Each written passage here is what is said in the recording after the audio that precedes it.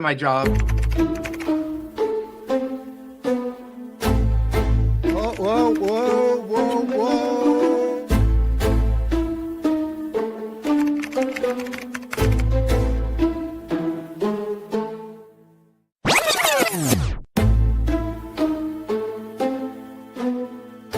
I'm Rod, your host. And I'm producer Barbie. And together, we bring you our podcast, Insights and Straight Talk. And with that, producer Barbie and I are out.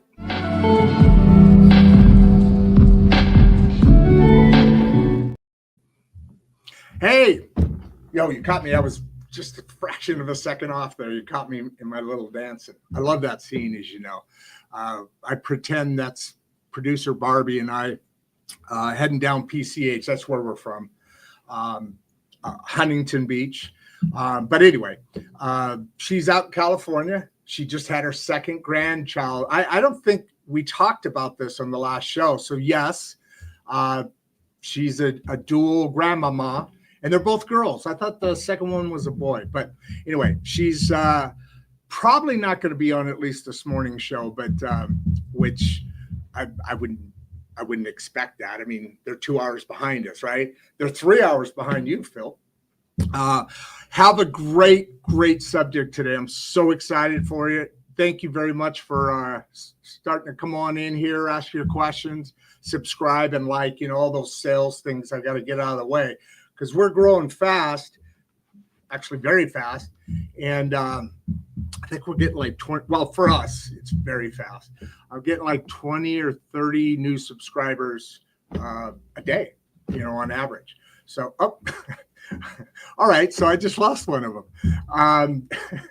That was either really bad timing or shut the hell up, Rod. I came here to listen to Phil, not you. Okay, there he goes. So today, if you'll notice the shows that we do, this is a little bit better. The air conditioning is all screwed up in here, so they're fixing it today, supposedly. Anyway, as you know, we have all these different subjects that we cover, from finance to religion to AI automation. We have a class, AI automation class, and I was working on that this morning with one of the guys, and of course, and then we have local, politics and current events, because at the end of the day, and then we have, building ourselves, helping ourselves. And then we do a lot of work. This is where it started, with just insights with industry leaders. And for a couple of years, we were doing that while I had my machinery business. You guys know all that story. So, oh, wow, we got a big hit here. Okay, Phil, I think they're fired up. I think, when a singer comes out, you have somebody come up and warm up the crowd. I'm that warm up dude, I think, because today we're talking about something really huge. I always talk to you about experts coming in and bringing information that empowers and enables us to improve our lives, self-help, all that stuff, including finance, which is kind of where we are right now. We're talking about some pretty cool stuff. And I told you, this one's a little extra special for me. Well, they all are, but this one's really cool. And he's my new best friend. So I am, what we're talking about is we're talking about a gentleman who has built up over 25 years of branding companies, scaling companies, using his finance background and his ability background. Love the insights. Hey, Bob, love the insights. Yeah, that's one of the things I warned you about in the green. Boy, they brought it up right away. So I'm warning you because I've been in business, mid-size, I mean, I don't know. When I started winding it down, we're on our way to 12 million revenues, getting just past that 5 million. I'm sure you, Phil, know the difference. A couple 100,000 is just a lifestyle, cool company, little thing. Millions, kind of that first step where you got to get a little serious. Then 5 million is that next, where you're kind of more of a corporation than than you and your friends or your spouse making it happen and driving it forward. I'm not telling you anything new here. And we are at about 5 minutes. So I keep talking, but I shouldn't do that because this is the expert. And Phil, like I said, I'm going to stop you because there's going to be terminology. And the one I was referring back to is one that caught my eye right away, this multi-channel. I love that.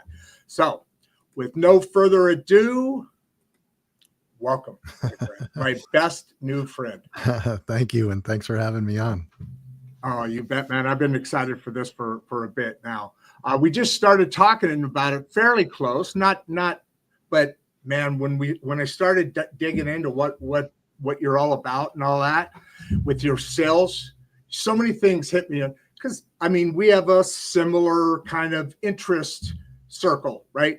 And so I told you let's get right into the journey because they're coming on faster than they normally do. Okay. We only got a little bit of no, we don't. We have all the time you want. But how did what were those things that started to put you on the journey, the path that you're on now? And I got to change these lights. All right. Well, I can do this quick. So, I grew up in the restaurant business in New York. I'm a New Yorker, and I grew up in the restaurant business. And I always thought that was going to be my path. I was going to go and open up a restaurant, and I went to college down in Miami, and working in the hotels and restaurants, I realized that wasn't a really good lifestyle. You get out of work at 1 o'clock, 2 o'clock in the morning, and let's face it, nothing good happens after that. So I came back to New York after college, and I founded a business in the food industry because I still knew a lot about food. So I started a specialty food retail store, and it was absolutely a disaster. It was terrible. I was a terrible leader. I was a terrible manager of process. It was a total failure. The store did well. I personally did horribly. And that sounds exactly like my story. Only I was not in food. I was building equipment for the food industry, but I hear exactly what you're saying. So I had to jump in there. That's all right. So after after doing it for 3 years, I just realized, I'm not one that quits, but I realized that I wasn't capable I wasn't as capable as I thought I was. So I sold the business, took the money, whatever was left. I put myself into graduate school down in Maryland, not because I thought I needed more education, but I needed to think differently. I wasn't thinking straight. And while I was also down there, I invested in a specialty food retail store down in Washington, D.C. and helped them grow.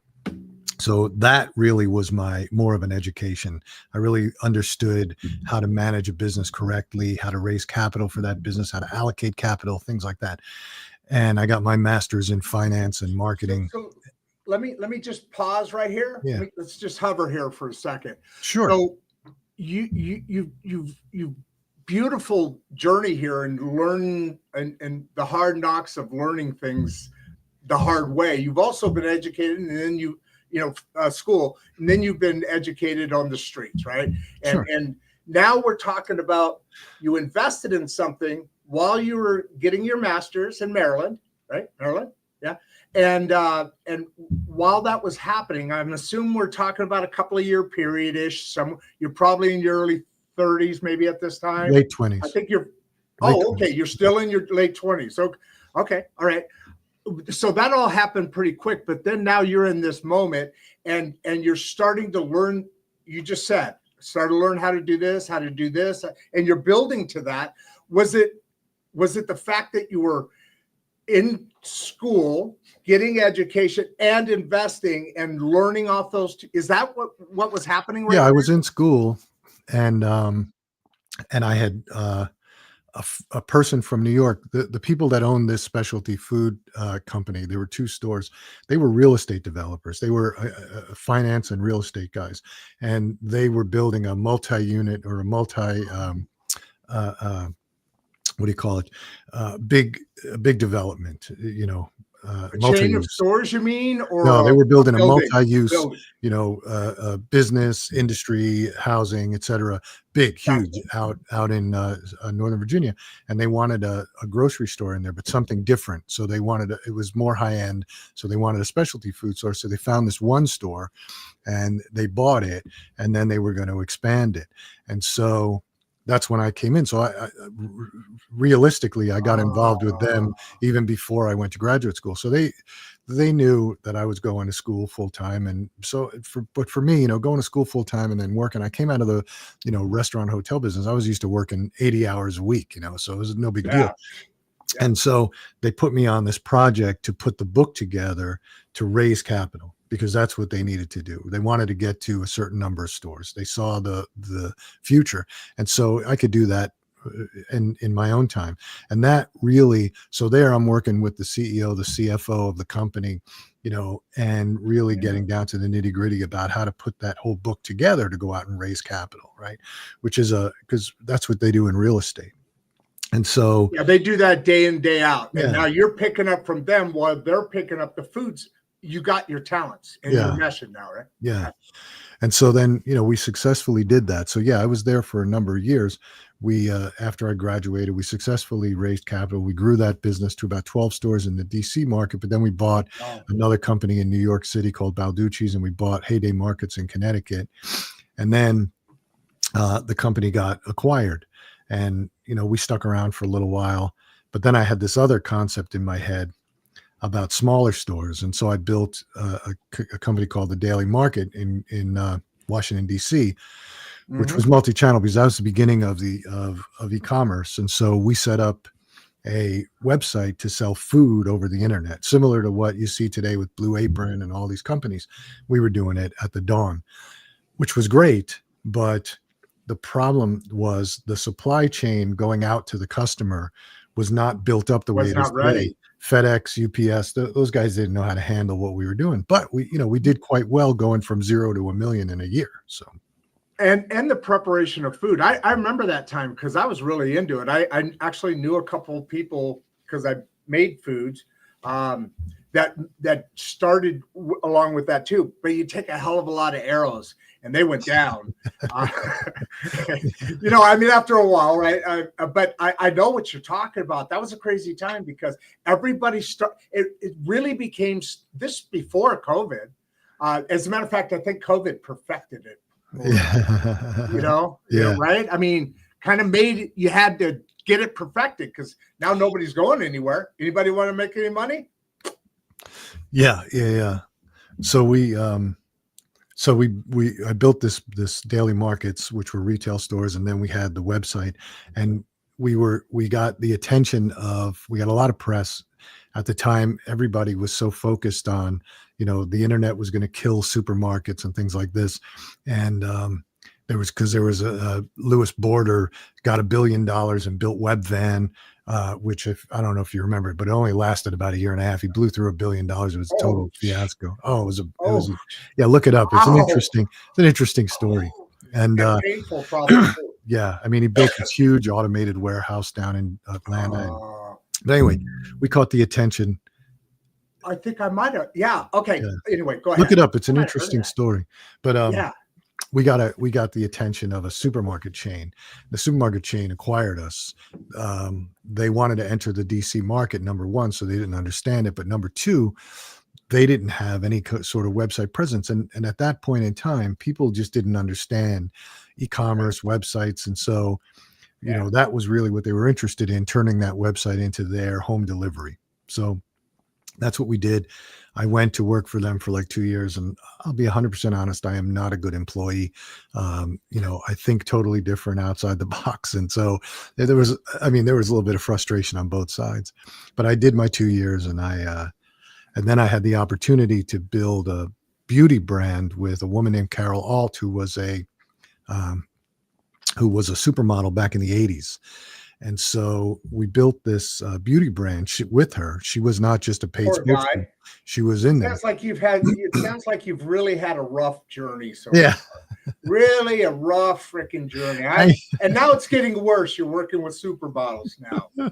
Let me tell I you don't know how something. you made it. How did you make it this far? That one was rough, man. Hanging around with supermodels, going to God, that must have been miserable. oh, we launched it on the shopping channels. We were on HSN here in Canada, and then internationally. And so that was really rough because, you have all these beautiful women that are coming and pitching their product. And so it was difficult. And then the other thing you got to be professional, I mean, and I, I'm not trying to get over the edge here, but, and after a while that's got to be out because their job is to impress you and your job is to hire them if they're the right product, right? Yeah.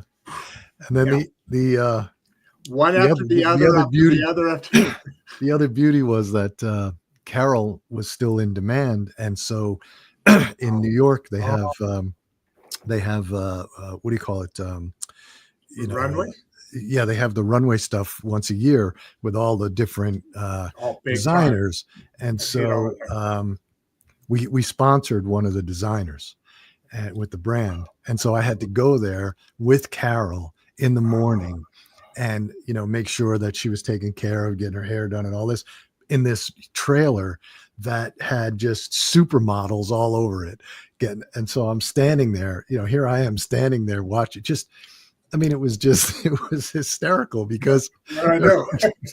and I'm thinking, almost scary. It's like, what do I do?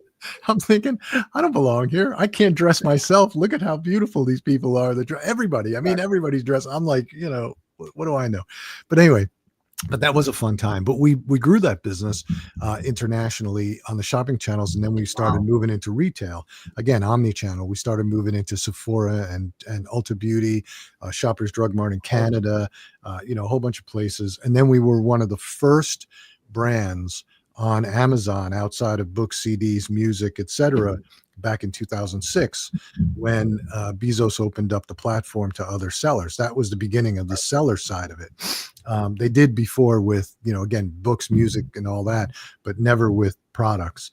And so we were one of the first out there. And I thought that was great. We had our website, we had shopping channels, we had Amazon, we had retail. Nice. Yeah. So we successfully grew that business, and then a division of J&J called Medicia. That was where they were consolidating all their Johnson & Johnson, J&J. Yeah. Wow. They used to be. They were consolidating. They had a whole bunch of beauty brands at the time, and they wanted to be more natural. And our product was called Raw Essentials, and it was totally natural. It was raw. Because the reason we got involved with Carol was because she had written a book about the raw lifestyle. It's, you can look it up. It's a whole different lifestyle, but it's more than just natural. It's basically not heating things past 140 degrees. But anyway, that's your whole life. That's everything in your life. Eating, beauty products, all that. Yeah. So she wouldn't, so we developed this line, and it was basically food. We were basically taking food and blending it together. Where it gets tricky is that in order to do skincare, you have to emulsify it. And in order to emulsify it, you have to heat it. And so we figured out a process using aloe and oil. We didn't do it, but our chemist did it with aloe and some oils and things, and spinning it, that it emulsified and it was shelf stable. And so we were the first raw brand out there that didn't have to be refrigerated. And so we made progress, and J&J was consolidating all these brands, and Medicia, they were doing it through this company Medicia, and then they acquired us, and Carol and I had to work for them doing the marketing for a couple of years. And while I was doing that, I had this idea to do a shaving brand. And because at the time it was before Dollar Shave Club, before Harry's, before everybody. And because you just had Gillette, Schick, and you had some imports. Well, when you really look at that market, right, there's really a handful of razor manufacturers. There was Gillette, there's Schick, there's Dorco in South Korea, and then there's a bunch of guys out of Asia that produce just razors. And so I went to Energizer because they owned Schick at the time. Now it's called Edgewell. They own consumer brands like Schick, Wilkinson, Persona. On the shaving side, they own a whole bunch of men's grooming brands. They own a whole bunch of women's grooming brands. Anyway, we went to them because they had a private label business. They were doing private label for Walmart and Target, et cetera. And so we went to them and said, look, we want an American made high quality razor. And they said, we can do that. We told them what we were doing. And they said, we're interested in this. We'll help support you. Because we don't know anything about direct to consumer. Everything we do is through the supermarkets, drug, so we pitched them on it. And so it was beneficial to them in the fact that they were going to learn this whole new world of direct to consumer. We were going to get what we wanted, which was an American made razor. And so we started down that path. Carol wasn't involved in that. She was still with the brand. And we started to get some investors and because we knew that it was going to take a little bit more capital than we needed. And then we got the razor and we started going. And I'll tell you, it was a really, really, really difficult beginning. The first year or two was just horrible for us because we just weren't making any headway. We were doing all the traditional things that we would normally do, advertising, doing things. You got to remember back, we're talking about now, in the 2011, 2012 range, social media wasn't what it is today. We had Facebook, a little bit of Instagram. So, we were doing some things and it wasn't making headway. And so I'm a sports fan. One morning I woke up reading the news, on my phone and my computer. And there was a pitcher at the time, guy named Brian Wilson, pitched for the San Francisco Giants. And it was controversial with him because he had this epic beard and he refused to shave it. And Major League Baseball hated it. But the guy, it was a stunning beard. It was a work of art. And he had gotten injured, had Tommy John surgery, and got traded to the Dodgers. And this was the first time he was going to pitch. So I sent an email to his people saying, I will pay Brian $1 million to shave with our razor. And all I wanted back was, we'll run this by Brian, which I got back. They said, okay, well, we'll take this to Brian. And that's all I needed. I took it to the PR firm and said, we are now in discussion. So I could legitimately say we are now in discussions with Brian Wilson to pay him $1 million to shave with our razor, right? Well, that got us press because, first of all, people were pissed at us. They were like, how could you pay a guy who's making, whatever he's making, 12 million a year, you're going to give him $1 million. There's people starving in the world. How dare you? And then they had the other side where people were sending us pictures on Facebook, mostly a little bit on Instagram, of every single body part that they would shave for a price. I'll shave this for 10 grand. I'll shave this for 5 grand. But the sports side picked it up. Oh my God. Oh, it's hysterical. You can still Google it. You can Google Phil Masiello, Brian Wilson, 800 razor. You can do that. But oh my God. So the beauty of it was that, the sports side. Some of these pictures must have been really kind of obnoxious. Oh, yeah, some were not safe for work. Yeah, exactly. We have about 415 people on here, so your story is really connecting with some vibe here. That's great. I appreciate that. But go ahead. So I couldn't get past the images. Yeah. I went, no, I know. So all the sports places picked it up. CBS Sports and everybody at radio, television, they were all picking it up and calling us up, and and we were doing interviews about why are we trying to pay a guy to shave, and so look, it was a stunt, right? It was a way to break through the clutter. It was a way to get the brand out there. It was a way to get us out there. And it was a way to get to the customer without nobody got injured. We weren't lying. We weren't doing anything unethical. We were truly in discussions. And if the guy said yes, we would have figured out how to get $1 million to pay him, right? If he said yes. But, we knew he wasn't going to, because he wouldn't shave that beard off for anything. And so it lasted about 2 weeks and we got a ton of orders. We got flooded with orders. So that really launched us. And then TMZ catches Brian coming out of gym in LA. And they say, are you going to shave your beard for the $1 million?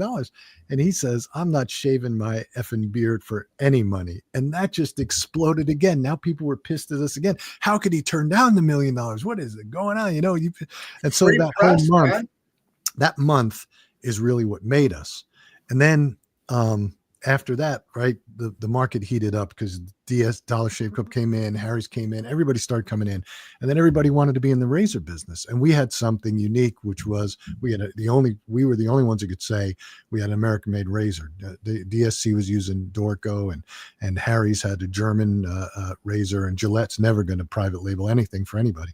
So we were extremely valuable. So we wound up exiting that business a little too soon, I thought, but we had other investors and we had a board, and so we at that time Gillette wasn't even made in America. I remember they built that 1 million square foot up on the hill in Mexicali. Oh, really? Yeah, this whole automated thing, because they were a customer of mine. They were in Monterey. Oh, and boom, they moved it. They were there a long time, but then they moved it to Mexico. A lot of people did the whole NAFTA stuff. No, I didn't know that. Yeah. So then after we sold, I had this little, I wasn't sure what I was going to do. And Energizer Edgewell called up and said, hey, again, we don't know anything about direct to consumer. Everything we do is through all these channels. Can you help us? We need some websites built for, we have some new products that we need websites built for the customer. The ones we have are all B2B, and we sell to Amazon. We don't sell on Amazon. You guys did a hell of a job selling on Amazon. And so I said, yeah, I can help you. And that sort of started CrunchGrowth, which I have today, the agency. Right. So I never set out to build an agency. Okay. What is an agency? That was another question. An agency, I know what an agency is. There's all sorts of them, but what does that mean? CrunchGrowth is an agency for? Yeah, we're a full service marketing agency, so advertising and marketing agency for we primarily focus on consumer products. Another horrible job. Another horrible job, huh? I mean, it's terrible. It just gets worse and worse. It is. All so right, we manage social media for folks. We for brands. We manage. We do short form content in house. We'll manage Amazon advertising. We do connected TV advertising for brands. We don't do the long form content. We have people that specialize in like 4K high quality video that we do, but we do the scripting because our background from television shopping, and also we did while we had the razor company, we were doing television commercials. We understand how to script and do all that. So that's where it's beneficial, especially today, because somebody had a question about storytelling, and today we have this great when you really look at the shopping channels, where you really look at direct response television, it's all storytelling. And so when you look at what the tools we have today, which is social media and the ability to do short form video, the brands that are connecting today with their audience, the brands that are making an impact, they're all telling their story through short form video, and they're the ones connecting. The brands that are still doing the traditional, 50% off, buy my product, they're not working. The consumer today wants that storytelling, and we have the tools. You can do it with your iPhone. It doesn't take a lot of technology for you to make a short form video today. Let me add to that if I can. And we got to get to a couple of there's like boatloads of, like you said, you're not, you can give a couple hours ish here. So they may take us here. So this is what you were talking about. What role does storytelling play in brand strategy? Okay, let's go back to why I rudely interrupted you, because as I was winding up my machinery business, right? Traditional, I've been building that thing up for 30 years, and finally the last 10 of it started tearing me down. So we didn't have a good relationship. It wasn't me. I'm more creative, and I've always fought against that. I've always done well building the company, marketing the company, and all that, because that's what I enjoyed doing. Sure. Finally, I said, that's enough. All right, got guy said, "You're on the wrong freaking path," smacked me around a little bit, and then got me on the right path. But I forgot my whole freaking point. What were you talking? Oh, before I left the machine, before all that, one of the last ones was in Orlando, Florida, the national, shows that go around the world, 1 year here, for the plastics industry and foods industry and all that. Anyway, we started having actual meetings and discussions about, okay, how the hell are we going to reach our customers now? I mean, because phone booths, Thomas Brothers guides, a mobile phone that you had to hold in two hands before it had to be plugged in the phone, hardwired into all of that. I remember that coming forward. You're talking about exactly what right now, and has been for a little bit, how we should, but I mean, all us old salespeople, man, we're like, what are we going to do? And I started talking to people about this. And that's when I really started to go, you know what? I need to go over here because I'm, more that. And anyway, I get what you're saying. The marketing tool is completely different, and your customers want to see that. Well, it doesn't matter whether you're selling to consumers or you're selling B2B. You have a brand, right? And and you have to the audience, the person you're selling to, before you even sell to them, they want to know who you are and why they should buy from you. Too many times, and I see it every day. Anybody who's on LinkedIn is probably getting pitches every day. I can 10x your business. I can 5x your, I can do this. Okay, I don't know you. I don't know anything about you, right? Oh my God, yes. and it's the same thing with people who are killing email, because they send out these emails that they don't tell you anything about them. But when you analyze, say, the last 5 years of brands that have entered the market and have really made a difference, they all have told a story, right? They've all told the story of why they started and why you should buy from them and what the benefit is.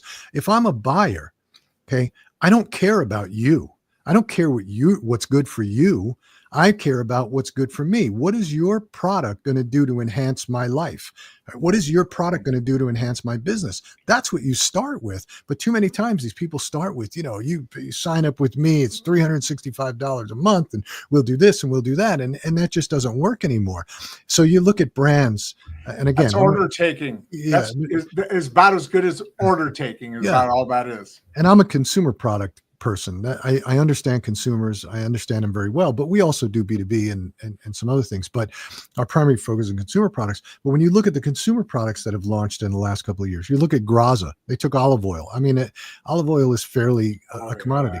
They turned the whole industry upside down. All they did was make it easy for people to understand, because the problem with olive oil is it's so much confusion out there of polyphenols, and you got extra virgin, you got this. What do I use to cook with? What do I use to put on my salads? They said, and temperature. Yeah.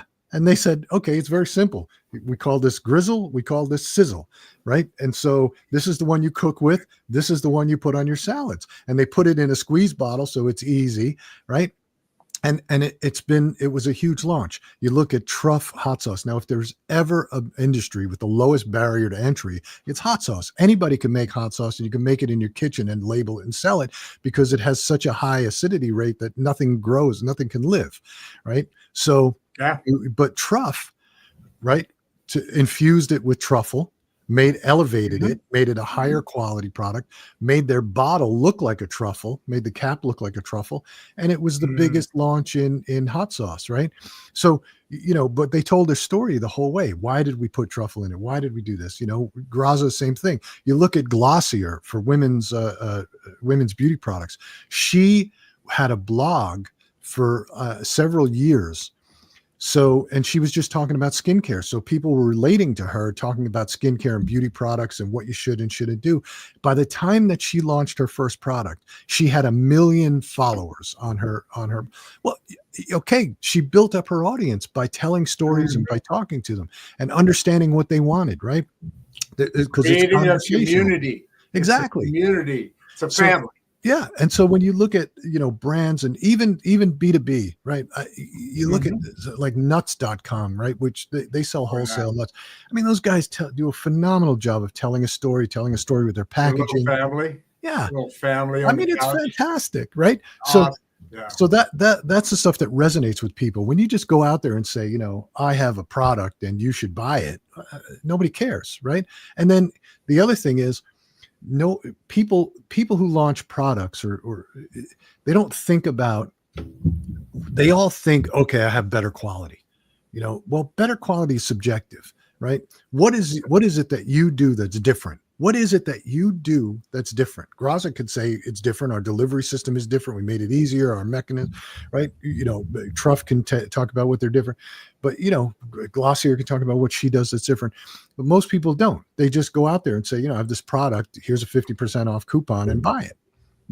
And we have these tools today. Again, social media is a great tool. TikTok, video, short form video. These things are great to be able to penetrate.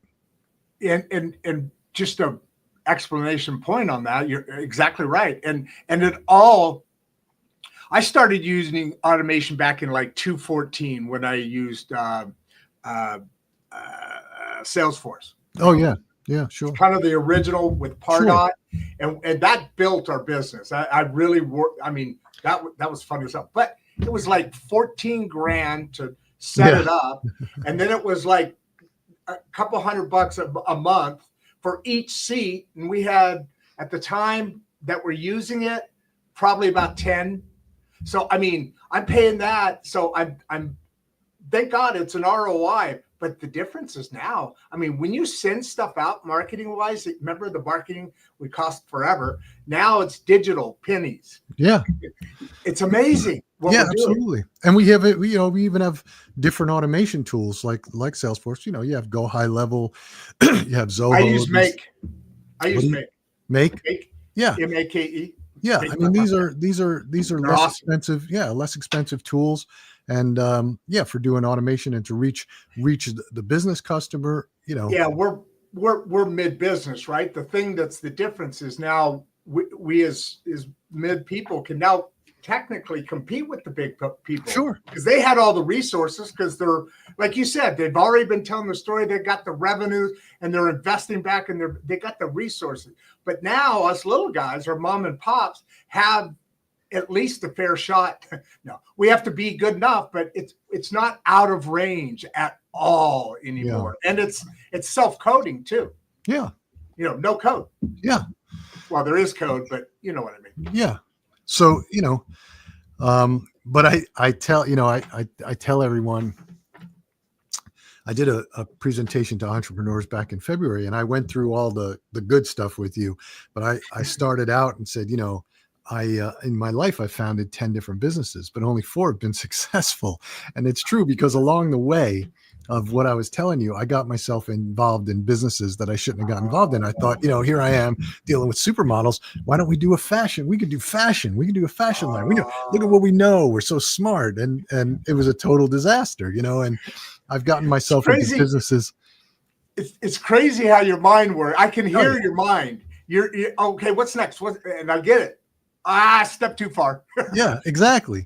And so, it's not all been rosy. I mean, there's 4 successes in there and a whole bunch of death along the way in the rearview mirror. But, no, it's true. So, I learn a lot. I learn a lot from it, and I still step in it now, because I'm like the kid in the stove who your mom says, don't touch the flame. And I keep going because it's going to burn you. And I go, yeah, I know it's going to burn me. I keep touching the flame, just in a different way. I'll touch the back burner this time, not the front burner. Oh my God. So many fun family memories, huh? Right. And So, now you're in you're like that kid in the candy store. Just don't know what, I mean, it's all happening, right? And it's a great motivation. Oh yeah, I love what I do. I love it. Changes every day. Absolutely. And I love the brands we work with. I love, we do, we work with a lot of big brands, but I really like working with small brands, a guy who's at 1 million that wants to get to 5 million, or a guy who's at 5 There you million go. wants to get to 10 million, because to me, Yeah. that's more exciting. And that's more of my ballywick. Oh yeah. Yeah. And Oh, and they tend to listen more. The bigger the company, the more the red tape, the slower the process. They don't want to, sometimes they listen, sometimes they don't, and they make decisions in a different way. But so we work with and probably the smaller one, that group, that person, those people, they're after it. That next level, the big companies, it's also about, if I make the wrong decision, if I keep it safe, there's a lot of that stuff that happens. Well, unfortunately, it's interesting. And I can't remember where we touched on this. Maybe it was earlier in the conversation, but there's two sides to this, right? There's CrunchGrowth, where we're an agency. I have people that do this. And then there's Phil Masiello, and I do a little coaching, but that sort of comes out of the CrunchGrowth. So for example, every entrepreneur that I've ever met in my life, and I can tell you stories even about Larry Ellison and the struggles he had. You start out with something. You got your messaging down, you've got your brand built, you've got your selling tools, and you start going, and you go from like 0 to 5 million, and you're like, man, this is great. Then you hit that 5 million mark, give or take. And usually something happens, and you stall. And that's where the problems come in. And we'll get a call from somebody saying, hey, can you help us? We're stalled. Maybe it's our advertising, maybe it's this. And we'll do a deep dive. And we had this one company that they were importing food products, and the founder, the entrepreneur, and they had unique stuff. I mean, he had a unique selling prop, and really great. And he went from like 0 to 18 million really quick. And then he was stuck. And, they brought us in. That was a roller coaster ride right there. Yeah. And they brought us in, and they were like, can you help us? And we analyzed it. And I said, something else is wrong. So I said, look, I do this other thing where I coach. Can we get on a 3-day or an offsite with your folks, and let's go through some things, because I see some gaps. So we did it. And what it turned out to be was they also were doing wholesale, right? What turned out was he hired this A+ player. This guy could sell anything. He was an A+ powerhouse. And I couldn't understand why he couldn't make headway. And we did this offsite. We went through the normal background, and we get to the second day. And I said, I don't understand what your struggle is. You're an A+ player. You've done great things. He goes, I got a founder CEO who wants to be on every single sales call. He goes, and so I have to manage to his schedule. And so I looked at the CEO. I said, why do you want to be on every single sales call? Well, I have to know what's going on. I said, dude, but you're restricting your own business. Why don't you just get on to close? Why don't you get on the closing call? You don't have to be on every single call. You need to back off. You need to start thinking about your business in a different way, because you're restricting it, right? And he's like, they were literally stuck for 2 or 3 years. And it took a while. He finally started to back off. And this sales guy starts booking business. I mean, and when he's selling, it's like, $2 million, $3 million, $4 million deals at a clip. And, you look 2 years later and you're like, dude, you doubled your sales in 2 years. Do you understand now what I keep telling you? You have to think about your business in a different way. You have to look at it in a different way. So, and a lot of entrepreneurs can't do that. And I used the Larry Ellison story because there was a point in time in the early 90s, Oracle wasn't what it is today. And it was still a couple $100 million company, but he got stuck. He almost lost the business. And he talks about it. And it was because he was so tied to his people, which is a great thing. But what he realized was the people that got him from, 100 million to 200 million couldn't get him higher. And they just didn't have the capabilities. And he had to make a hard decision about changing that whole staff. And he brought in a whole bunch of people. He said, look, they're nice people. They're great people. They're still friends, but they just couldn't get me there. And a lot of times that's the problem. We always go back to the basics when groups come to us and they hit a wall, when brands come to us and they hit a wall and say, look, you got to go back to the basics. But we do help them in retail. We help them in e-commerce. We help them wherever they want to sell.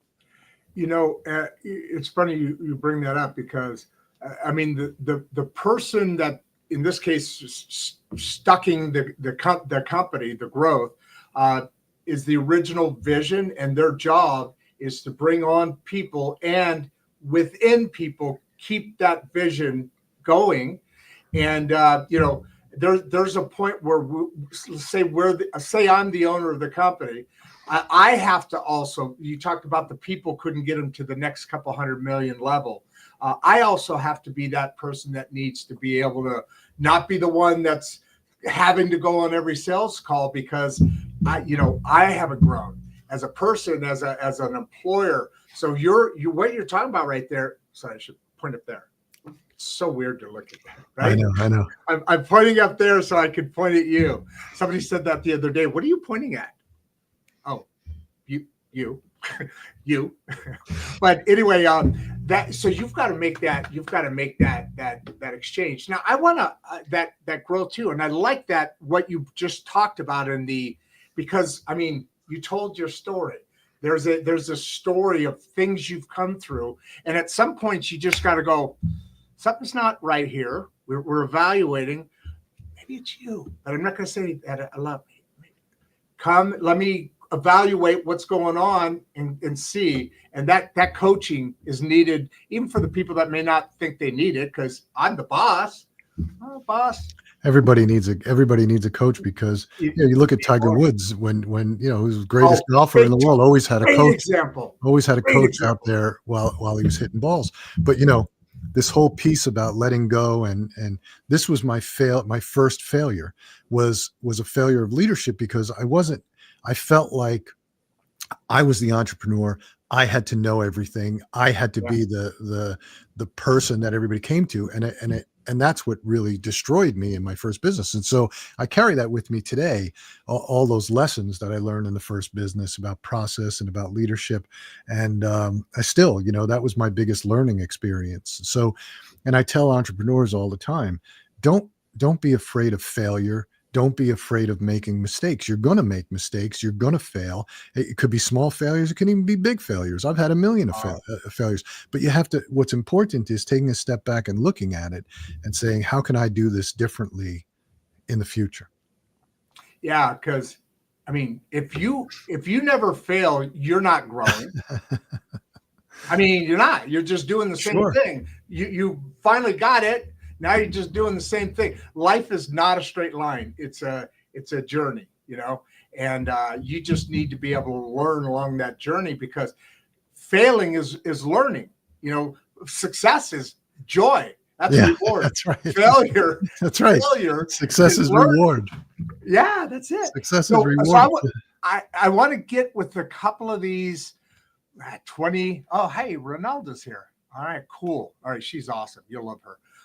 But anyway, I want, if you don't mind, if we can kind of dig into several of the things that we're talking about here. Great freaking story, great information. Now we're really getting to that point of, hey, we're here because of this. We haven't even talked about the books yet, you lazy ass son of a gun.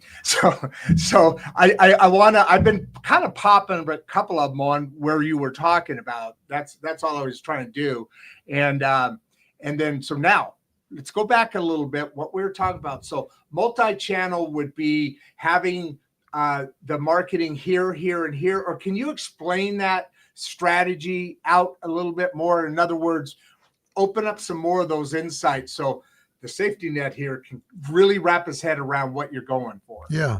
So we'll hit a couple more too. Multi-channel is selling in multiple channels, right? You're selling on e-commerce, you're selling in retail stores, anywhere you can sell your product, because the more places that the consumer can see your product on Amazon or Walmart.com, Target, all these places, it lends more credibility. Media. But I will tell you that in what we preach for startups, everybody wants to get into retail right away. Everybody does, right? When you have a consumer product, Now, that's great. It's a great ambition to have, but it may not always be the right thing.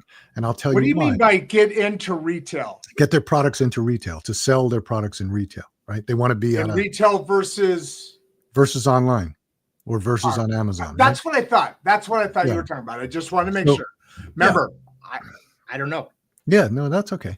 So it's a good question. So thanks. Retail. Okay. If you think about the buyer on the retail side, okay, I'm a buyer. I've got all these shelves. Let's think about a supermarket, for example. Okay. I've got all these shelves are filled. Everything has its place. You walk down the aisle, Fine. right? They're This is assigned. Coke. This is, whatever.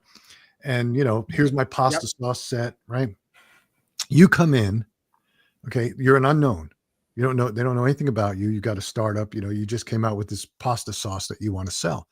Well, the buyer's going to say to you, why should I buy your product? I have this whole set. I know what this set delivers to me every month.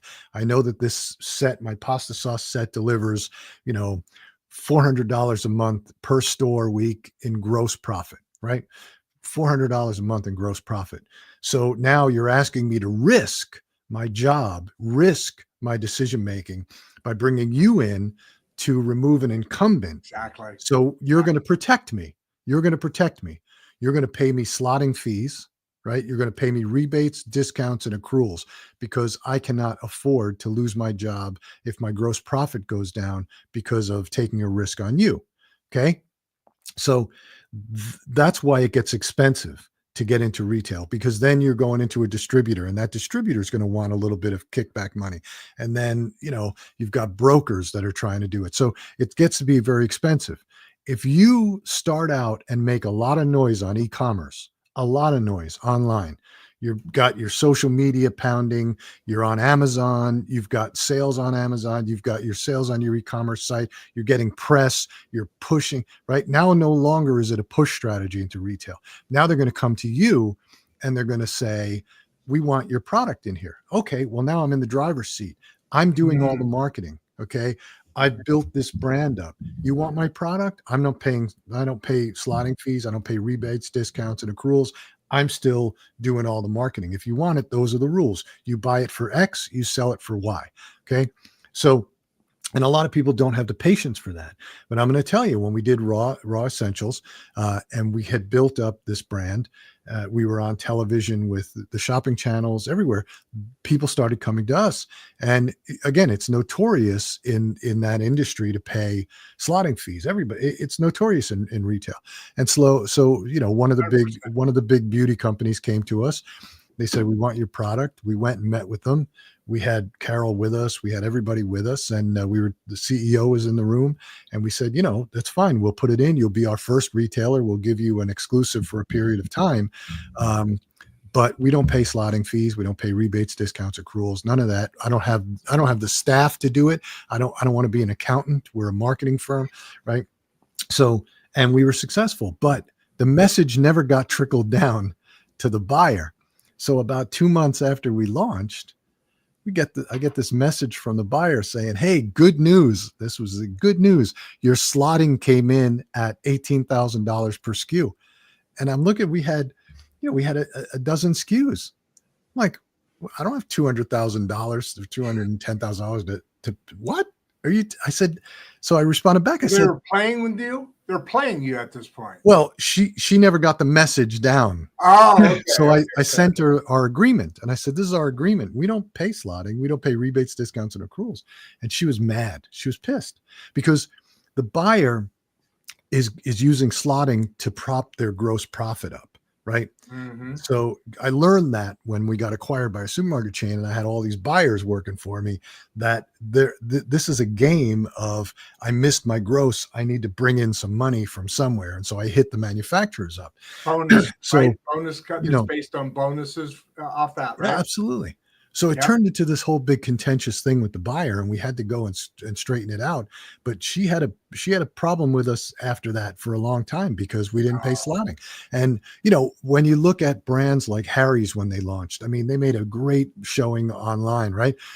Everybody wanted them. Target wanted them. Walmart wanted them, right? So they were in the position to negotiate. Now great commercials. Yeah. And when you walk into a store and say, here's my product, take it, it's a push strategy. It's not going to be as effective. You're going to wind, and then you're going to complain a year from now or 2 years from now. And we have plenty of clients who do this, oh, I'm not making any money at retail. I'm not making any money here. I'm not making any money here. I got to raise my prices. Okay, well, I could have told you that was going to happen. So our strategy is always to figure out the real difference and just push as much as you can online, whether it's social media, whether you're running ads, try and get as much press as you can get. And that's the unsung hero of launching businesses. I don't care what business is PR. If you get a good PR firm, you're going to get press, and you get press. The more people hear about you, the more they want you. So, yeah. And that's where everything is. And you look at companies, I mean, even in our industry, I worked with this one extrusion company towards the end, actually an Italian made equipment supplier, really, really good product, been around since the 40s, but their marketing person who built a little bit of she was genius at that. And really, it had a great deal of effect. sure. And then she and I worked together here, and it was amazing how quickly their brand grew in an area they didn't know about. Yeah. I want to ask you a question here. By the way, have you noticed there's quite a few real estate people on? I don't know if that means anything, but you mentioned earlier about how you kind of got started in the food side is because these developers, wanted that thing put together, which by the way, my mom, she's passed away, but has a music company in Fullerton, and right at they started building this area, and that was what you were talking about. I remember I don't know, restaurant on the one level, office building in the middle, apartments or condos or whatever they were. So that's a thing that went. I don't know if it's still around, but remember how everything it's still yeah. I heard people do that. There's yeah. The guys that I got involved with, I was fortunate. I mean, they had done Water Tower Place in Chicago. They had done oh my God, Water Tower. Yeah, the Prudential Center in Boston. I mean, these guys were big, and they were doing, this whole Reston Town Center thing out. And so I learned a bit about real estate, and that whole piece is about, again, you're bringing in limited partners, you're raising a lot of capital, you're building, you're developing, but it's multi-use. So, but I don't, we're involved in that in a different way, but. Anyway, right. So the biggest challenge. It just reminded me of it. Yeah. No. What's your biggest challenge here? I'll tell you, there's a guy named Vern Harnish who wrote a bunch of books. He wrote Scaling Up and the Rockefeller Habits. Been around forever. He started EO and YPO and all that. Great guy. I've known him for about 30 years or so. And he says something, and unfortunately I didn't listen, but he said, whenever you start a business, don't get emotionally tied to it. Always set that business up to be acquired. So when even if you have no intention of being acquired, even if you have no intention of ever selling it, just set it up, because you don't know. Like you don't know if you're going to sell it to the people who work for you. You don't know if somebody's going to come along with a great offer. So always be prepared. And I can tell you that the biggest challenge I faced is not being prepared. Just I was on a zone in my head, because again, I sometimes I don't listen as well as I should to people who are telling me something. And, in my head with Raw Essential, I'm like, we're going to be the next, L'Oreal. We're going to be, and then, things happen and you go, oh, and then you have to go through all that due diligence and you're struggling to find something, put it together. And then you don't know like what this is. And it's a million questions, and it takes like 6 months, and you got lawyers. If you have it all together, if you know what you're doing and you have everything organized, right, then your legal bills are much lower. You don't have to spend as much time with lawyers. Now, let me tell you something. I don't care what you're doing. Legal fees can kill you. So, that's really the thing. Yeah. So I know we went down that conversation, but sometimes you see the guests that are coming in, and I know you only edged across it, but an unusually high number of real estate companies. That's all right. Thank you very much for your question here. How do you identify if a product has DTC potential? Well, usually you've got to, you've got to test that market. If you developed a product, you have to have a problem that you're solving. And so you've sort of done a little bit of work. You understand that there's something out there. But we always say, just get started. Take your product and find 20 people, 50 people that are going to buy your product and get their feedback on what the product is. Set up the minimum viable product, get your website up and running, and just find an audience. Find somebody who's going to buy your product and figure out. Yeah, they're not sitting waiting for you. No, you got to find them. No. And then once they buy your product, you got to get on the phone and talk to them. Don't just send them an email or so. Maybe you send them an email to invite them to the call, but you want to talk to them. Give them something back to say, hey, just for your time, here's, an Amazon gift card, whatever it is. But, you need to test that market. So that's how you determine whether or not it's got potential. You should have some sort of an idea of a problem that you're solving. That's what you developed. Again, I'll use Graza. They saw the problem, which was the under 45 youth, right? People under 45, they didn't want to sit there and learn about the polyphenols and all the different pieces of extra virgin olive or virgin olive. They wanted to know, which one do I use on my salad and which one do I cook with? And they solved that problem, and it exploded, right? You look at Poppy, what she did with that soda, right? She developed it because it was like too much sugar, not unnatural flavors, right? And so what does Pepsi do? They sit there. Was it Pepsi or Coke? I can't remember which one bought her, but they're watching the whole time because they can't innovate. Yeah. Bigger companies can't innovate. They need to acquire. And Poppy's fairly new, right? Yeah, it took I think it was 5 years from start to acquisition. Yeah, and once you started seeing it, it was like, okay, Poppy, whatever. And then after a little bit, it's very interesting.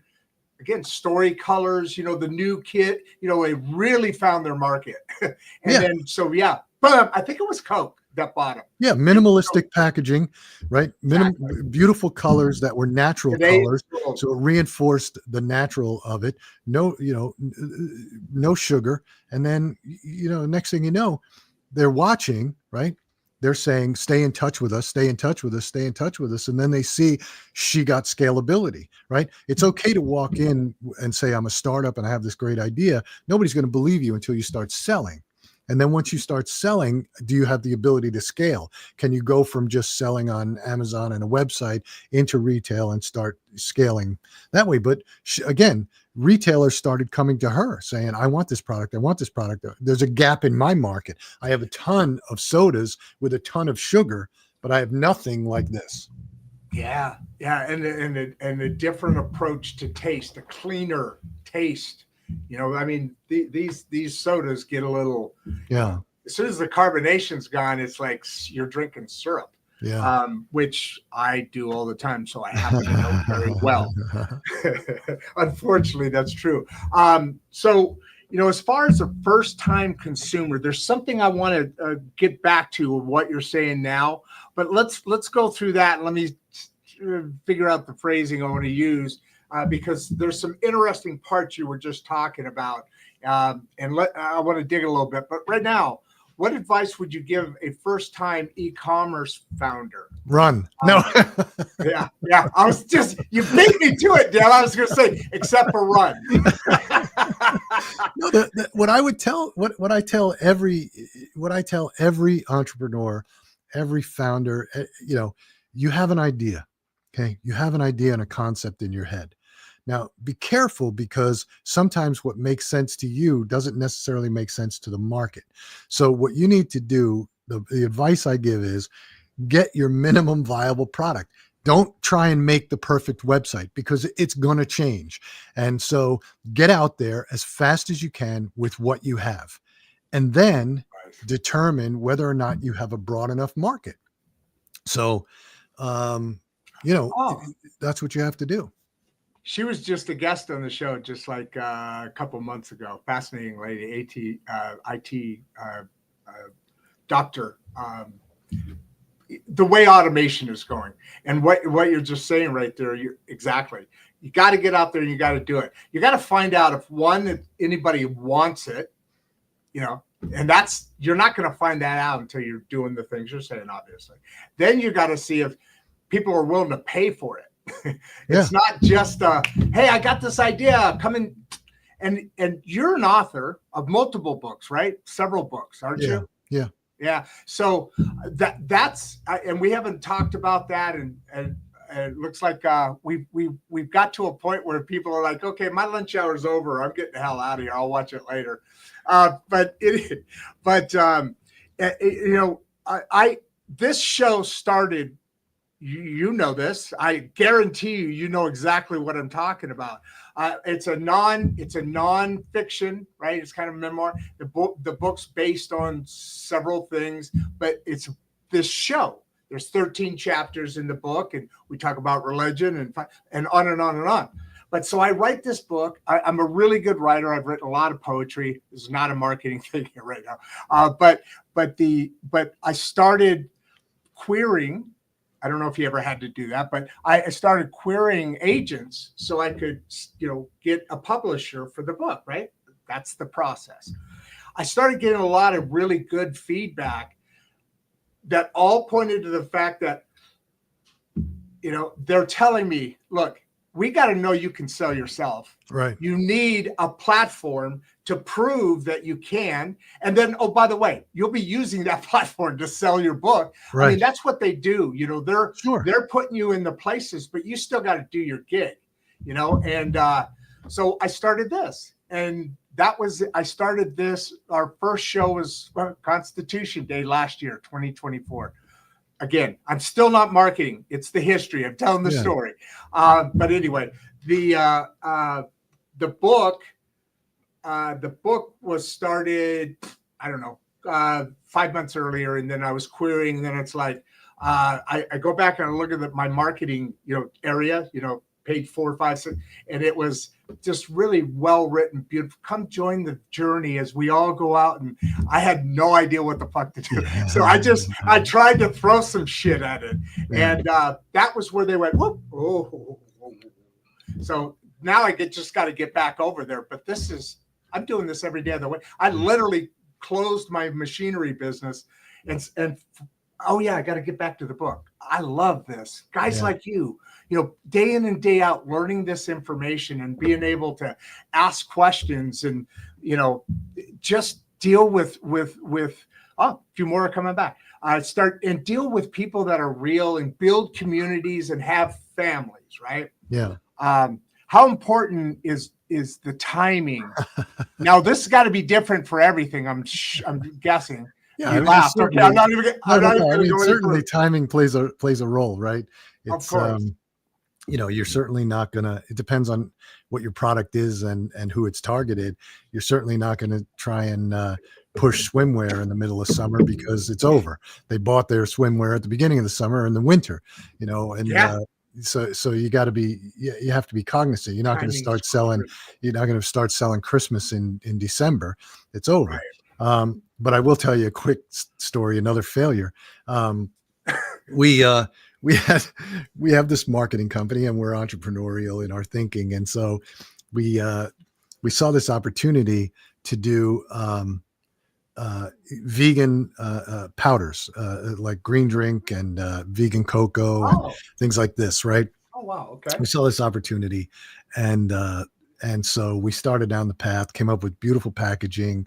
We built a quick website. We did an initial order and we were going to test the waters and see if we could sell it because we saw some other people doing it and they were all functional things that, would enhance your body, right? Protein powder, but all natural, all vegan, right? And we had 5 products and we put it all together and we thought, this is going to be fantastic. We're marketers. We understand it. We've got this young, woman who's going to be able to make the videos. She's still in that circle in this business too. So there was a journey, but Carol. Oh, no, that wasn't Carol. This was a different person. This was a young yoga person. She was. I thought, okay, gotcha. Yeah, she was just a person, but she had a great personality, and she would be great at doing stuff on TikTok. And we were gonna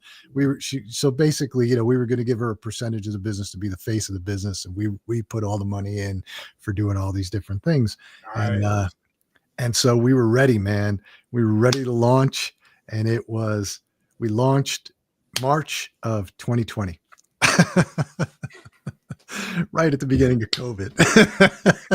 Oh, that's why you were chuckling. Okay, yeah, no, yeah, bad, And there we bad, were, like bad. going, okay, Oh my God. we Wow. How long did it last? Not COVID. How oh long did we that let me tell you something. was it days? No. No. I We know. made it about 4.5 years, but it just Wow. never Well, got to what. you were cut off at the knees going out of the gate. Is Yeah, it basically was what just you're saying. horrible. And we Yeah. couldn't get a gauge on what we were doing. It was horrible. And that whole part of the industry um really got fragmented. There's one product out there called AG1 Athletic Greens. They do a green drink, but they focus strictly on that green drink, which is great. And we had 5 different products, and the number one selling product was the vegan cocoa, but it was so seasonal.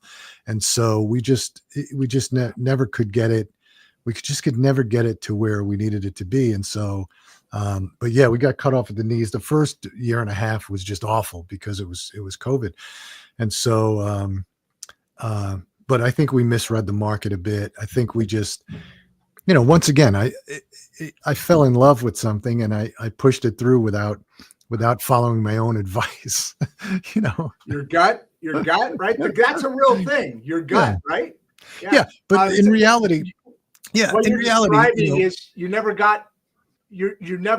got in front of the ball. Yeah. You're always chasing where you should already be. I like to use the ball, right? You haven't. Yeah, I mean, in reality, like we can spin up a website for nothing because it's internal, right? We don't have to get anybody else involved. We can, we spent money on packaging and the product, the initial inventory, which wasn't huge. We didn't spend millions. We didn't spend hundreds of thousands. We spent, $50,000-$60,000 on that, and then we then some other things. So our all in, we were probably at 150,000, but still, it was, nobody wants to lose it, but it didn't get us what we needed, right? Maybe at the end of the day, but it was just an example of timing. It was just bad timing. But there's a lot of things that you have to look at the timing of when are people going to buy your product? What's the optimal time to buy your product? What's the optimal time that they're going to need it? And so, what's cool about that? You know what's cool about what you just said and the industry we're in, or this part of that we're in, is the data. I literally throw out stuff for marketing, depending on the little blue specks and when my listeners are listening, at what time they are. Yeah. The data access. Remember we talked about competing with the big boys. I really got to fix this lighting. It really sucks. And so that's awesome, isn't it? Yeah. I'm just looking at your studio, and I'm just so jealous. You got this handsome man, beautiful teeth, all clean and stuff in the background, and your show and a nice little Mikey thing going on there. That's awesome. And then you got, I'll get there. At some point, I might break through. Maybe. How do you approach customer? Because you just talked about something that kind of blew me away. With that loss, that whatever. You said you were about 100 and something, 150, whatever it was, 150K, 200K in the all in. That's kind of a tight budget for as you know, for a company breaking in, I think. But how do you? So don't use them as an example though, because we know what happened. Yeah. No, customer acquisition. First of all, before you even can acquire customers, you have to know who those customers are. You want to make sure that you have built a customer persona, that you know who you're targeting. And then, but I'll take it one step further back. If you're on a tight budget and things aren't working, right? Ads are a supplement. Too many times people launch and they start going right into ads. Ads are a support mechanism to what you do. And today, like Google ads you're talking about? Google, Meta ads, whatever, TV ads, whatever you're doing, they're there to support what you're doing. They should not be the foundation of your marketing strategy and your advertising strategy. And again, today, you have so many different things, so many different tools, right? So today, what you're trying to do when you're trying to acquire a customer is to connect with that customer. You want to make sure that you're getting across the why of why they should buy your product, right? What is it that makes your product special? So you have to define who your audience is that you're going after. And then the second thing is define the why. Define why anybody should buy your product. What makes you different? And if you're going to tell me that I'm better quality, I'm going to say to you, that's not enough, because quality, again, is subjective. My interpretation of better quality and your interpretation of better quality are two entirely different things. So make sure that you have a clearly defined point of difference. And then and the quality thing, you don't even get that feedback until they already own it. Oh yeah. You got a lot of shit that becomes reputation, which, like you said, supports like the ad. And then the third thing is, we have these great tools today called social media and short form video and TikTok, Reels, YouTube Shorts, which you can do with a cell phone. So get on there and start talking to your customer. Know who they are, know where they are, and know where you're going to target them. That's just work. That's not going to cost you anything. Making a video with your phone and putting it on social media, that's not going to cost anything. That's time, right? And then once you do that, sweat equity. And then you're going to figure out if they like your product or not like your product, if they like your message or don't like your message.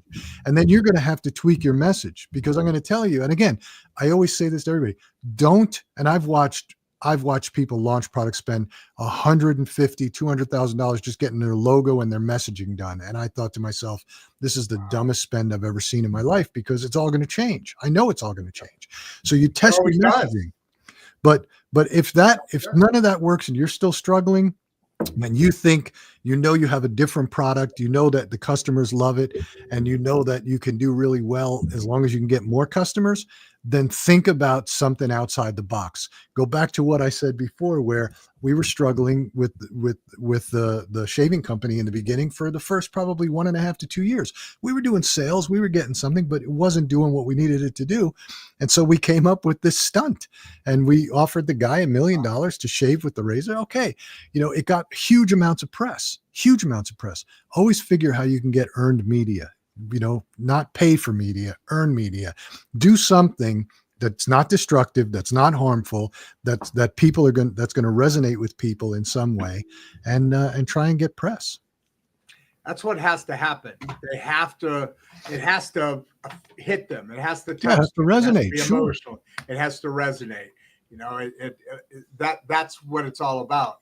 And even it used to be said, even bad news is bad press. No such thing as bad press. I know exactly. Now that's basically all there is. So it's different, but it's just kind of weird. But I like this question here. Oh, by the way, I want to go back to Mario here. Is he one of your family? No. Your brother from another mother is what I meant.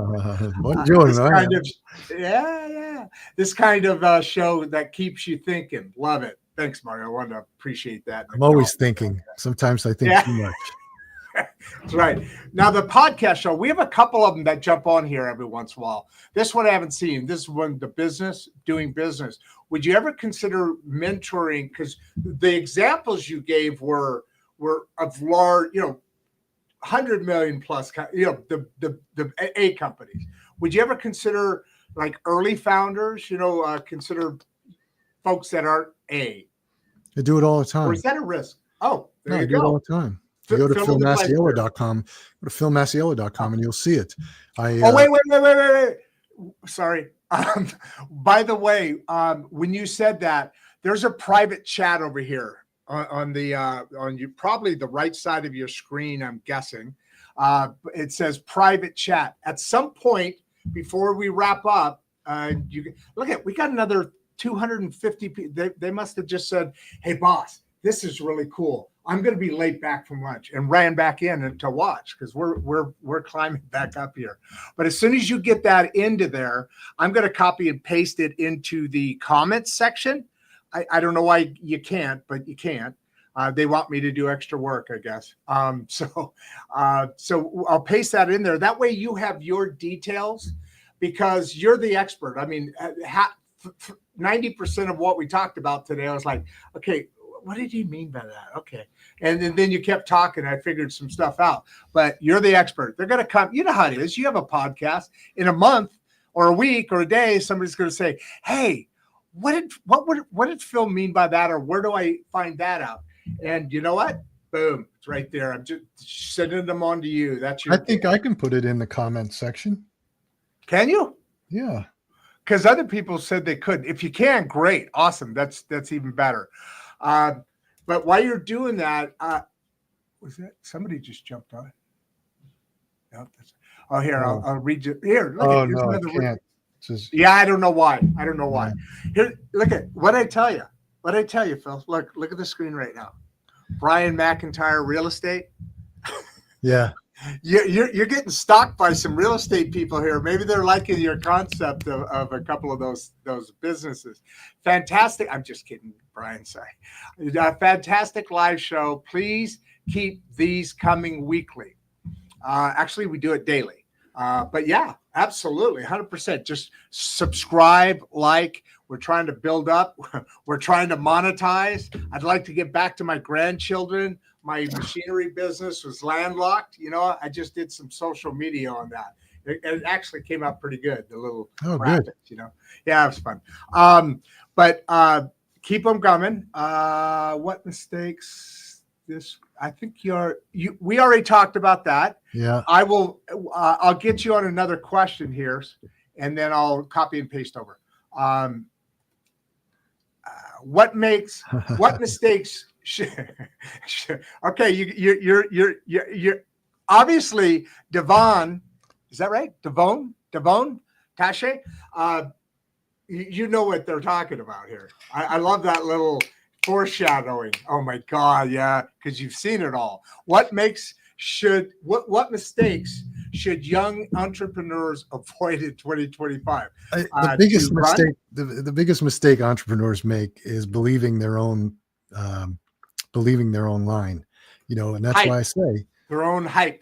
Yeah, their own. You got to get out there, and if you have an idea and a concept, you have to go test it, and you come out with your minimum viable product. You go and you put up the minimum amount of website and get out there and start talking to people and find an audience that's going to buy your product. I mean, the other mistakes, there's a million mistakes that you can make, but you know, you can make a mistake on spending money in the wrong places. You can make a mistake by going out and advertising before you've got your messaging done. I mean, there's a million mistakes you can make, but the real key is, you know, find out who your audience is for the product that you have, and then go out and sell it to them. Make sure that you can find people who are going to buy your product and buy your product for the right price that you need. Because it's no good if somebody says, well, the product, we have a product now that, you know, is struggling, that somebody has, that we're trying to help them with, that it's a $20 product. An intro into the market, or yeah, it's an intro into the market. Okay. And it's a $20. That's what you're talking about right here. Yeah, it's clearly a $20 product, and they're trying to sell it for $60, and they're getting pushback, and they can't understand it. And I said, well, but we can't, because it costs us too much money to make. Well, you have to re-engineer that process.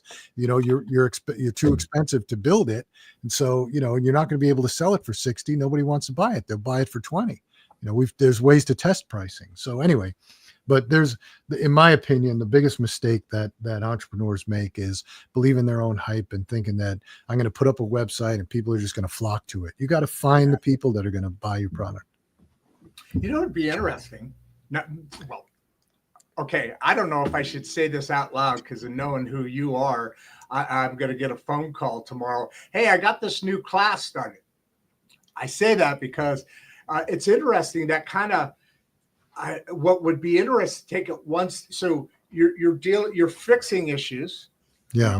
You're evaluating companies, and then there's something not going on here, right? The company seems to be all this. So let's do a little bit of mentoring, and let me look and see what needs to be adjusted. Then there should be, like, prior to that, should be something along the line of putting out a program for all people looking to get into this entrepreneurship and in these areas. And if you want to learn information before you get started, buy my tapes. Yeah, working on it. Yeah, I'm working on it. What a surprise. What a surprise. I'm so shocked. I got it built. I All just right. haven't recorded it yet. But yeah, it's built. I hear you, man. Well, it's there. It's ready. Yeah. So this is who I was talking about earlier. So there's producer Barbie, who does all the important stuff that's boring as hell for the company. And then I just do all the, this is my version of your life. I just get to come out here and play. And so this is a good mix for her and I. And then there's Ronalda, and she is amazing at, CapCut and the different systems that are out there. But I've been following her for a while, and then we kind of started chatting about each other's work, content. And then we became friends, digital friends. No idea, I know what she kind of looks like. That's her. She is always really, really diving into this kind of stuff. She's done a lot of similar things with you. And again, that's not a marketing thing. Always thinking outside the box. I love it. And really, that was an awesome day. Awesome hour and 25 minutes. I told you we weren't going to go on. We were going to skinny on an hour. So we got you covered. We got you covered. You got a lot of you got a big fan club here. We're also streaming out. I don't know if you can see that, but we stream on StreamYard, YouTube, LinkedIn, and X, and then Instagram. And then we do the other one we already talked about. So you've got a big fan club here. It was an amazing. It was everything I expected, and then just accelerated. Why don't you anything that we have missed or wanted to touch on a little bit more, or something you like to close? These lights are driving me nuts. Sorry, that's the fourth time I said that, but I could see a shadow because my hands are. I'm surprised your head. Exactly. I'm surprised your hand. You're freaking Italian, man. You and I should be looking. Oh, like I do. I try and you see, I keep it low. That's why, because I'm standing, so I keep it low. That's why you stand. Oh, you're a smart guy. Yeah, you're a smart guy. My wife and I are. We take Italian lessons on Saturday mornings because I grew up in an Italian household, but then 30 years I haven't used it, and so but we're taking lessons. And my wife is not. She grew up in Pennsylvania, and so she's when she talks. Is she Italian too? No. No, different. Okay, so she this is gonna be good. So she when she talks, she's very professional, and she's talking, and when we do it, like the teacher is in Italy. We do it on video call, and she's in Italy, and when she talks, she's always talking, and so I said to my wife the other day, I said, you got to get into it when you talk. You have to say da, da, da, da, da. And my wife started doing it, and she sounded so much better. I said, you see, it's the emphasis that you get. Exactly. And that's, they say that, right? Communication, like the actual words are only, and this is an extreme example, words are only like 8% of what's your body language. Your body language. And Italians do another thing. Their voice inflections, man. Exactly. And you know what? I have two kind of not quirky. I have two quirky little things. I love names because my name's Rod Duff. And I love that. When I said, and then I said, oh shit, Italian. Yeah. But you just described that because the way people talk, accents, that kind of stuff. I've always been fascinated by that. It's kind of weird how stuff comes out later on in life when you dive into it. So last words, man. What do you think? What do you want to leave us with? And let's stay in touch. There's if you don't mind, there's a lot of good energy here, a lot of good vibes, man. Yeah. It still got hour and a half, 260 people. Went down to 14, and then they all came running back. Yeah. The journey of 1,000 miles starts with one step. So just take that step and go. Doesn't matter if you're right or wrong. You just got to start because you'll never know. That's the most important thing I think ever said in the human race, because it's true. Unless you start, and I've heard that that's a theme. Just do it, and it's about getting outside of yourself and just doing it. Man, great show. Give us a big wave. Thank you. Can you hang out for me a minute in the Yeah. green room while I kind of wrap it up here? Yeah. Do my little close. One last thing with Ronaldo. Apparently, she saw your stuff. How can you grow big but stay close to your values? Let's make that a close. She just did Ronaldo. That wasn't fair. I was getting him in there.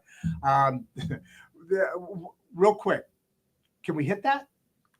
I mean, that's up to you as the CEO to make sure you stay close to your values. I think that you can see today there's a lot of CEOs that got away from their core values in it, and they suffer for it. The brand starts to deteriorate, and but when it's up to you as the CEO, you're the CEO of the company. Your job is to maintain the culture of the company, and the culture has to do with your core values. So. Dude, that was awesome. Love that. Big wave by. Hang out for me in the green room. All right. And I know physically I can't throw you in there. No possible way, dude. But I'll see you in a minute. All right. Big wave. All right. There we go. All right, my friend. Now I'm going to talk all sorts of bad crap about you because you can't say anything back to me. So that was a great show, right, folks? I mean, that was awesome. That was energetic. When he first started, I wasn't sure if I was going to be able to, if I was going to piss him off, if I was too flittery. Dude dove right in, man. Just a champ all the way around. That was a lot of really awesome, cool information. That was a very, this is a guy you gotta hang around and figure some stuff out. The experience is good or bad, but always goes to being able to create value moving forward. One thing we didn't say, fellas, one of the famous, more popular kind of one-liners is fail forward. Kind of like that one. That one's pretty cool. And my favorite, as you guys all know, is be curious, not judgmental. I think that's a Walt Whitman part of a poem. Great movie our show I watched that uses that has used that. It just affects me. Be curious, not judgmental. Get a hold of this dude, man. I mean, we're talking about the ability to safely and without blowing your budget up. He's talking about all the right things. Surprise, right? He's talking about all the right things. Use this AI, use these automations, use the things. You got something that's good, like he's saying, just that first step. This one may or may not be 1,000 miles of a journey, but you're never going to know it's never going to happen unless you take that first step. And today, there's no freaking excuse anymore. We talked about what the old costs were and the old ugly technology we had to work with, so to speak, in comparison. Now it's basically next to nothing. A little bit of learning can make it happen. So you can figure out if your market is ready for what you're doing. And if you get a little guidance, got myself a little excited there, got ahead of my tongue. Sorry about that, guys. That if you get a little guidance there, now you can kind of get there quicker wherever there is, or pivot because you're learning. It's too much there, but if you tweak and do that, then you're all set. So, I appreciate you folks all coming over here, saying hi, sticking around, giving your input, making me fall in love with you guys day in and day out. Like the show, like the episode. Sorry, and subscribe, pass it around. We're at a point where I can at least start seeing the light down there way deep at the end of the tunnel to be able to go out and live west with my kids, my grandkids. Well, both kids and grandkids again. They're all way cooler than I am. So I want to. I've talked to Ronaldo, messaging back and forth, and we've joked. She has had time off the grid, that kind of peaceful moment time.